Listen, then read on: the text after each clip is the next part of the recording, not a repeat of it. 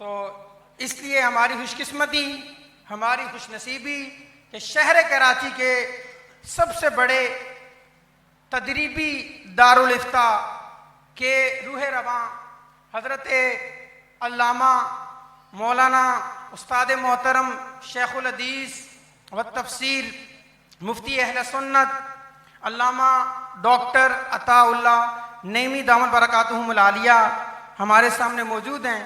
آپ سے درخواست کرتے ہیں کہ اس شعبے کے اندر آگے بڑھنے کے کیا کیا مراحل ہیں اور وہ کس طرح سے پار کیے جاتے ہیں، آپ سے ملتمس ہوں کہ آپ تشریف لائیں۔ نحمدہ ونصلی ونسلم علی رسولہ الکریم سیدنا و مولانا محمد و آلہ و اصحابہ اجمعین۔ الحمدللہ، اللہ تبارک و تعالیٰ کا احسان ہے، اللہ تعالیٰ کا کرم ہے کہ اللہ تعالیٰ نے اہل سنت والجماعت میں ایسے ایسے لوگ پیدا کر دیے جو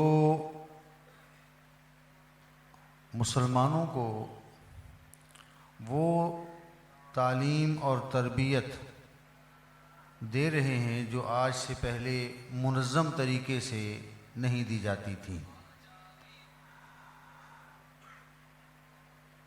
تخصص فی الفقہ کے حوالے سے کئی مقامات پر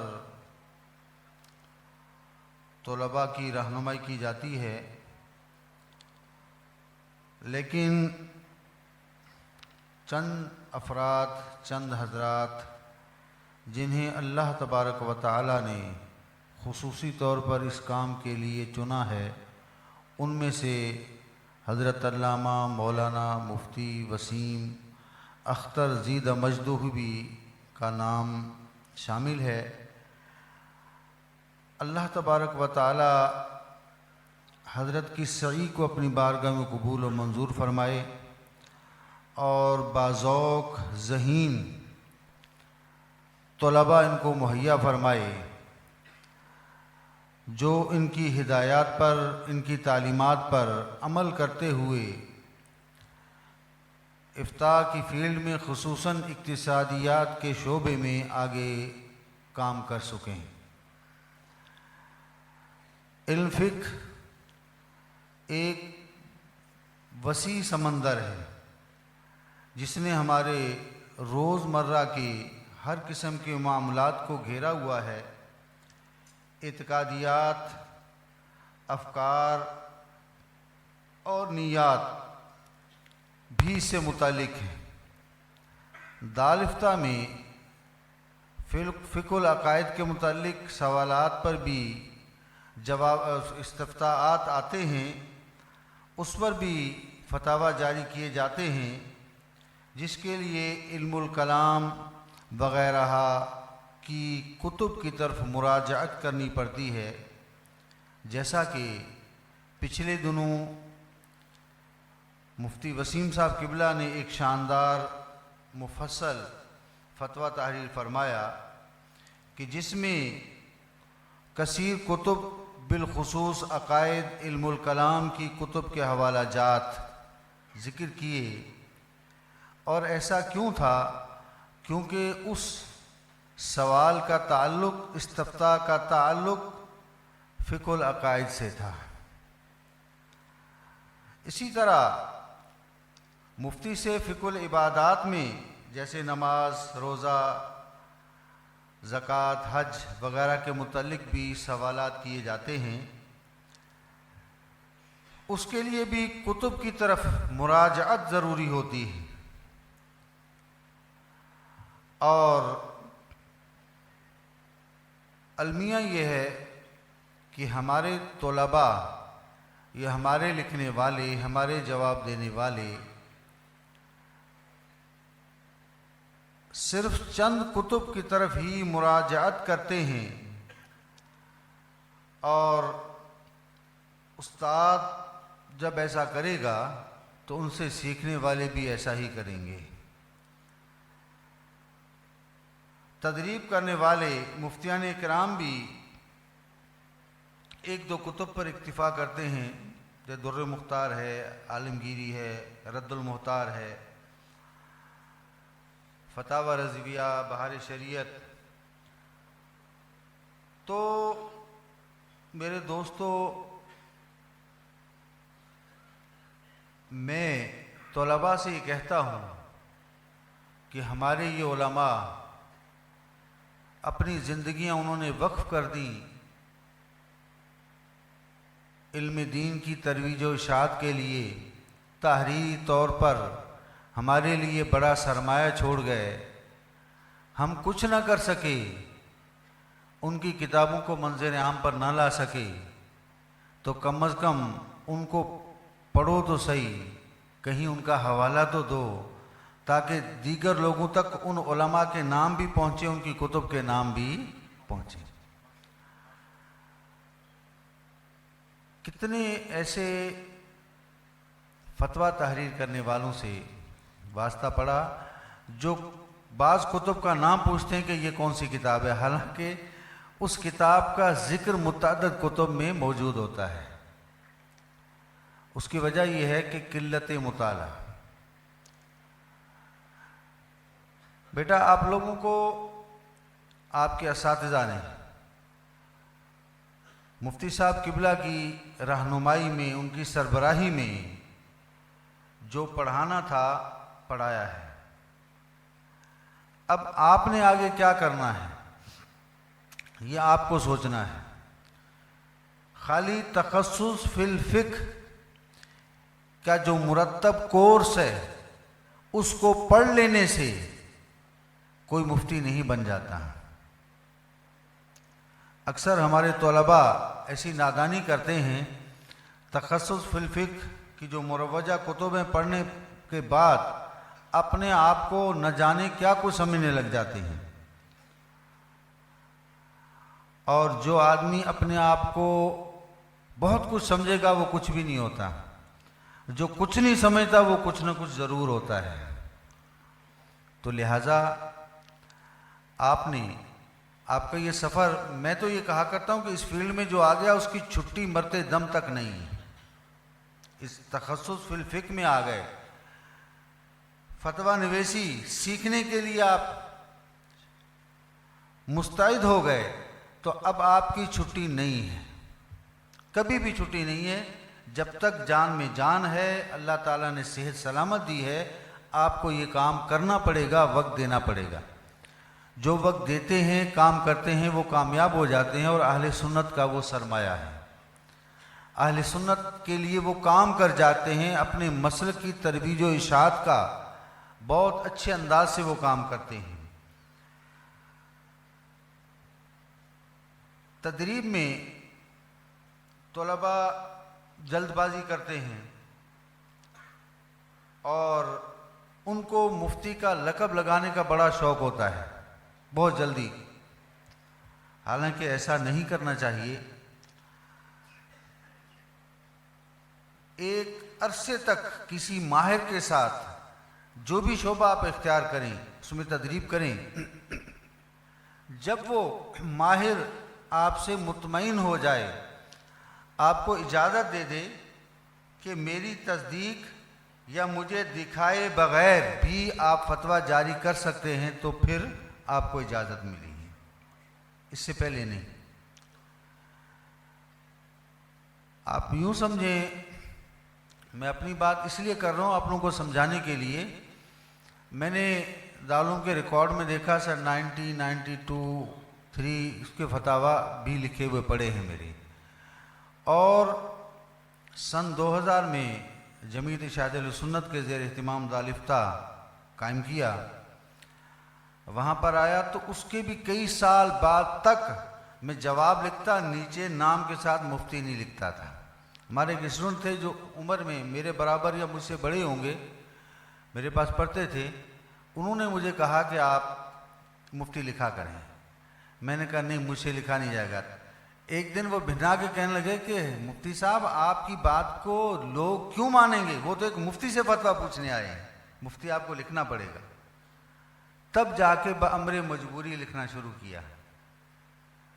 جو اور آج کل تو حالت یہ ہوگی کہ ہماری مساجد کے جو مؤذن ہیں وہ بھی اگر مفتی کے بغیر اس کا نام نہ لو تو اس کے دل میں تھوڑا سا وہ آ جاتا ہے کہ میری عزت نہیں کی ان لوگوں نے.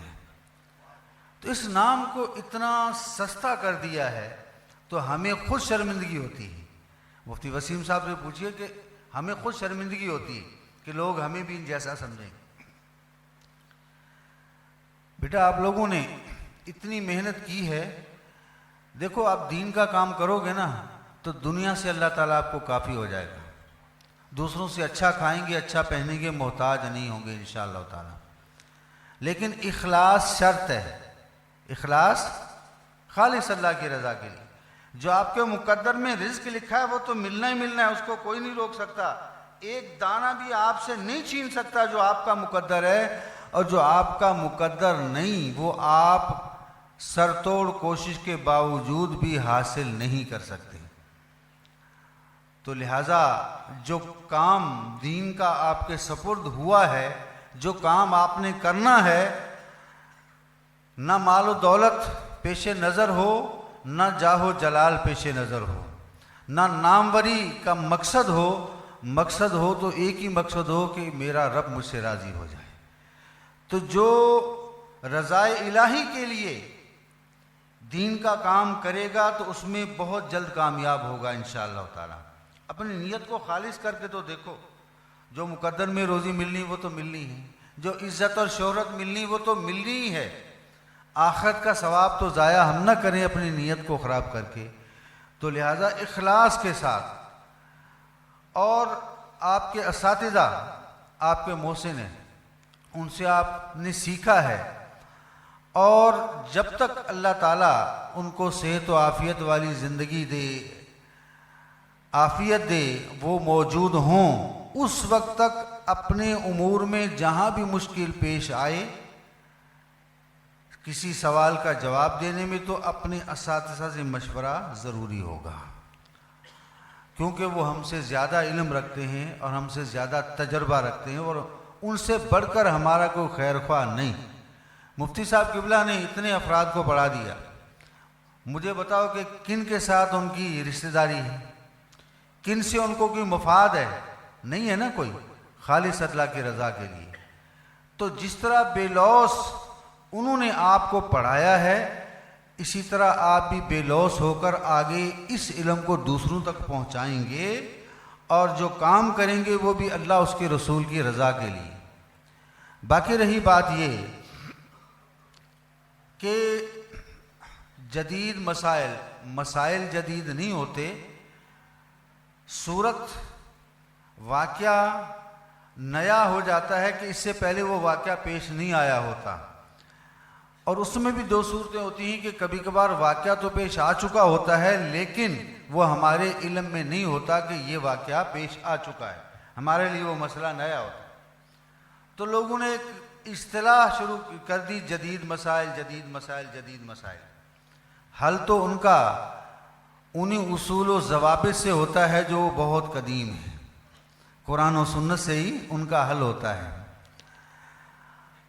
اور مجھے افسوس ہوتا ہے ان لوگوں پر کہ جو معمولی بات پر مذہب حنفی، امام اعظم کے مذہب کو چھوڑ کر دیگر ائمہ کے مذاہب پر چلے جاتے ہیں، گویا کہ ان کے نزدیک ہمارے امام کے مذہب میں اس مسئلے کا حل ہوتا ہی نہیں.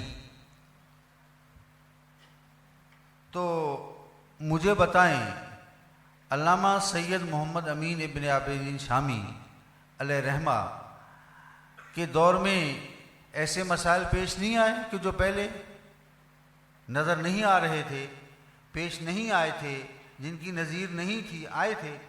تو ان کا حل انہوں نے اپنے مذہب کو چھوڑ کر کیا ہے یا مذہب میں رہتے ہوئے کیا ہے؟ مذہب میں رہتے ہوئے کیا ہے. امام اہل سنت رضی اللہ تعالی عنہ کے دور میں نئے مسائل ایسے پیش نہیں آئے جن کی نظیر سابقہ ادوار میں نہیں ملتی، پیش آئے. تو آپ نے فتاوی رضویہ میں کسی مقام بتاؤ صحیح کہ آپ نے حنفی مذہب کو چھوڑ کر دیگر مذہب پر جا کر اس کا فیصلہ دیا ہو. ایسا نہیں ہے، حل مل جاتا ہے. ہم کوشش نہیں کرتے، یا ہمارے علم میں کمی ہوتی ہے، یا ہماری توجہ نہیں ہوتی.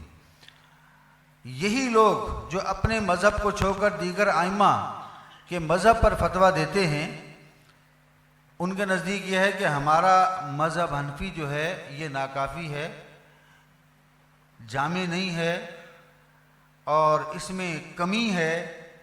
وہ جب پڑھاتے ہیں تو شرع خود رسم مفتی نہیں پڑھاتے اور دیگر کتب نہیں پڑھاتے، کہ ظاہر روایت اور غیر ظاہر روایت کا فرق نہیں پڑھاتے، ظاہر روایت کی اہمیت نہیں بتاتے، اور وہ روایت جس کی تصحیح ہو چکی ہو اس کا ذکر نہیں کرتے. اس کی اہمیت کیا ہے اس روایت کے مقابلے میں جس کی تصحیح نہیں ہے، اور جس روایت کے بارے میں جس قول کے ساتھ لکھا ہے علیہ الفتویٰ بہ یفتیٰ وغیرہ، اس کے بارے میں نہیں بتاتے ہیں، لیکن جب خود عملی میدان میں آتے ہیں تو سب کچھ بھول جاتے ہیں، اپنے مذہب کو چھوڑ کر دیگر مذاہب پر جا کر فتویٰ دیتے ہیں. اقتصادیات کے اندر ایسا بہت ہوا ہے، کیونکہ اہل سنت و جماعت کی طرف سے کوئی ایسا منظم گروہ سامنے نہیں تھا، تو ون مین شو کے تحت جو آیا وہ لکھ دیا، اور میدان میں چونکہ بندے دوسرے نہیں تھے تو لوگوں نے اس کو قبول کیا.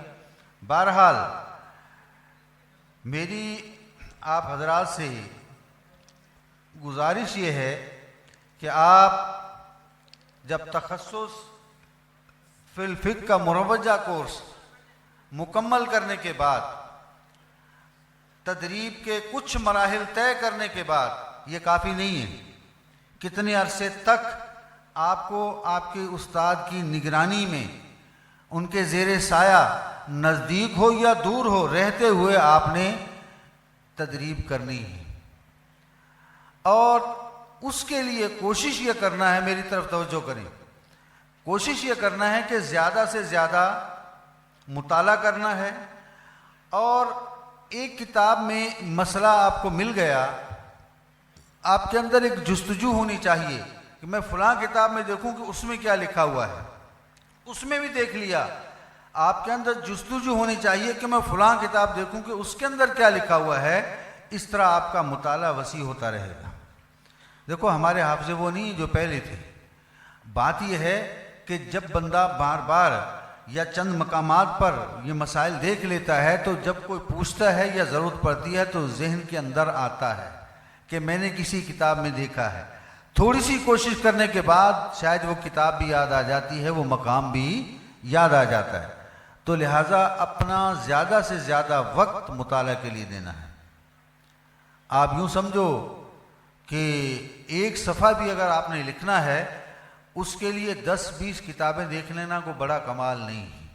یہ جستجو ہونی چاہیے کہ اس کے اندر یہ لکھا تو فلاں کے اندر دیکھو، فلاں نے کیا لکھا، فلاں نے کیا لکھا، چلتے چلے جاؤ. کنز کا اگر مسئلہ ہے تو کنز میں دیکھو، کنز کی جتنی شروحات آپ کی دسترس میں دیکھتے چلے جاؤ، کوئی نہ کوئی وضاحت، کوئی نہ کوئی آپ کے کام کی بات آپ کو ملے گی. ہدایت کے اندر یہ عبارت موجود ہے، آسان ہے. ہدایت کی شروحات کتنی، ایک شرح، دوسری، تیسری، چوتھی، پانچویں، اور کچھ نہیں ہوگا کہ آپ کے علم میں تو وسعت پیدا ہوگی. لیکن یقیناً یہ شارحین فائدے کی باتیں لکھ دیتے ہیں. تو لہٰذا چند کتب پر اکتفا نہیں کرنا، اس سے ہمارا اپنا نقصان. ان مدرسین سے پوچھو کہ جو بہت اچھے پڑھے تھے، اچھا علم تھا ان کا، لیکن تدریس میں ان کو موقع ملا کسی 1، 2، 3 کتابوں میں، وہ مسلسل وہی پڑھاتے رہے. تو جب دیگر کتابیں نہیں پڑھائیں تو باقی کتابوں کے بارے میں ان کے نالج کی حالت کیا ہے، ان سے پوچھ کر دیکھو. تو لہٰذا اپنے مطالعے کو وسعت دینی ہے اور جدید پیش آنے والے مسائل کو حنفی مذہب کی کتب میں ہی تلاش کرنا ہے. اور میں 99.99% یقین سے کہتا ہوں کہ آپ کو جواب مل جائے گا. اللہ تعالیٰ مفتی صاحب قبلہ اور ان کے رفقا کی اس سعی کو قبول فرمائے، ان کے معاونین کی معاونت کو قبول فرمائے۔ تو آپ لوگوں نے پڑھا ہے، اللہ تعالیٰ آپ لوگوں کو جس مقصد کے لیے پڑھایا ہے اس مقصد میں کامیابی اور کامرانی عطا فرمائے اور عمل بالاخلاص کی توفیق عطا فرمائے۔ واخر الحمدللہ رب العالمین۔